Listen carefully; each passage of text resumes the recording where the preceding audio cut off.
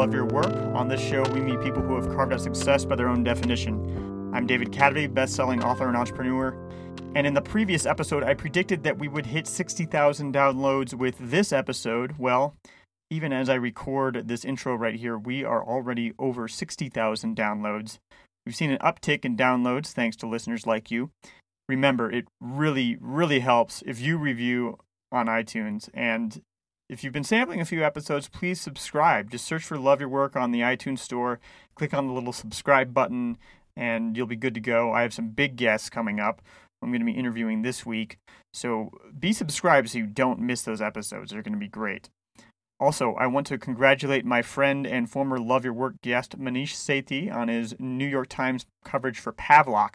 You can read about it in an article called A Shocking Way, Really, to Break Bad Habits.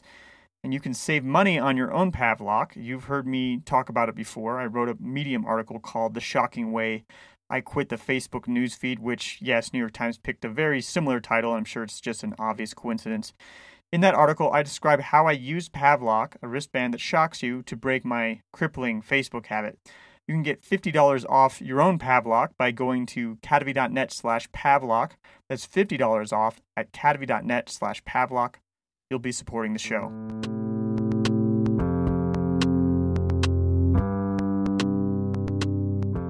This is Love Your Work. On this show, we meet people who have carved out success by their own definition. I'm David Cadvey, best-selling author and entrepreneur. You may remember a few weeks ago I was telling you about the Quora session that I'd be having, and thanks to all of you who asked questions and voted on your favorite questions in that Quora session. If you missed it, by the way, you can still check it out at cadvey.net/Quora. Now, on this episode, I want to share the most popular answer from my session. This answer had more than 24,000 views and was featured on Inc.com. Inc. also tweeted it a couple times to their 1.6 million followers. And the question was, what tips or hacks have saved you the most time and or energy in your life?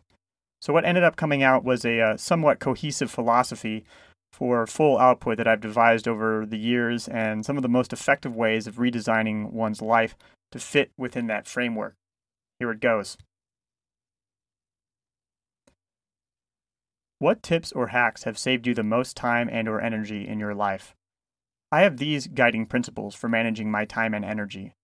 Productivity is about mind management, not time management. We all have the same amount of time, but if we can get ourselves into the right mind state, we can have far more output. Be perpetually productive. Think of yourself like a perpetual motion machine. Each action you take builds momentum for another action.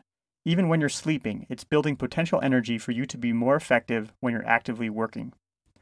The goal, then, is to time the right kind of work for when I'll be in the right state of mind for that kind of work. Over time, I've achieved a sustainable rhythm for this. Here are some of the tactics that have been most useful in achieving this. Tactic 1. Dedicated planning sessions.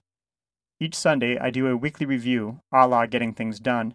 I look over my calendar and actually type out a bullet point list of everything on my calendar. This programs it into my brain so there are no surprises, but it also gives me a chance to think of any details I might miss otherwise. If my flight leaves at 2 p.m., what time should I head to the airport? Prioritization is cognitively demanding, and switching mind states has additional costs, so prioritizing for planning is a great use of energy. Tactic 2. Weekly routines, not daily routines. Your energy is different throughout the week, so you should arrange your work accordingly. I don't have meetings on Mondays or Tuesdays because I reserve those days for my most important work. Later on in the week, as I run out of energy for doing such work, I'll do more social and exploratory things, such as podcast interviews. If there's any administrative work that needs to be done, such as looking over financials, that's reserved for Friday. By recognizing the varying cognitive demands of your work, you can plan your week to do the right kind of work at the right time. Not everyone has this much control over their schedule, so I recommend starting with a 2-hour block every week that is dedicated to your most important work. Tactic 3. The 10-minute hack. Starting work is painful. That never goes away, but you can get better at facing it, just like you can get better at playing the piano or julienning carrots. You can trick your dumb brain into getting started if you commit to 10 minutes. Set a timer and promise yourself to only work on this one thing for 10 minutes. No Facebook, Twitter, or even snacking. You won't let yourself fail because it's such a small commitment, but you'll simultaneously, 1. Strengthen your urge suppression by staying on task, and 2, get into the project you're working on. By the end of the 10 minutes, you'll want to keep going. It doesn't have to be 10 minutes. It just has to be a ridiculously easy goal.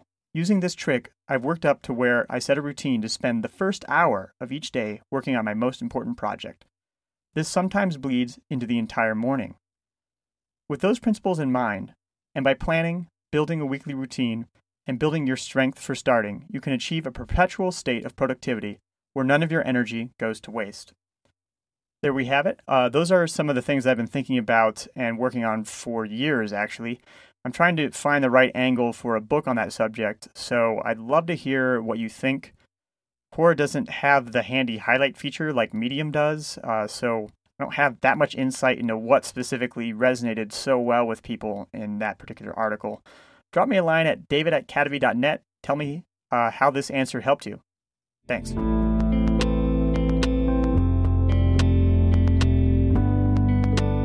So, there we have it. Before I go, I gotta ask, do you like books? If you do, I'd love to send you my book recommendations. About 90% of them will be nonfiction on subjects spanning from biographies to neuroscience. Just go to cadavy.net/reading, sign up, and you'll get my first set of recommendations right away. You'll be supporting the show if you buy any of those books through the links in the email. This has been Love Your Work, and I'm David Cadavy. The theme music for this show is See in You, performed by The Album Leaf, courtesy of Sub Pop Records. Love Your Work is a production of Cadavy Inc.